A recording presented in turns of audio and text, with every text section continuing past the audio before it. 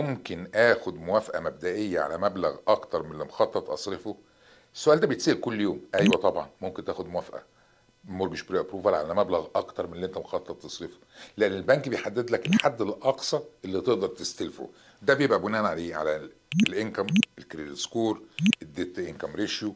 لكن القرار النهائي في ايدك. يعني لو انا النهارده واخد من البنك موافقه ان انا هستلف قرض ب 600,000، ممكن بمنتهى السهوله اروح اشتري ب 500، ما حدش هيقول لي لا. كويس، بس ما اقدرش اشتري ب 700.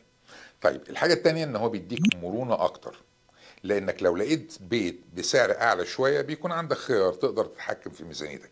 مش لازم تستخدم كل المبلغ المعتمد، خليك في حدود اللي يناسبك، والاقساط الشهريه هي اللي تبقى تقدر تستحملها.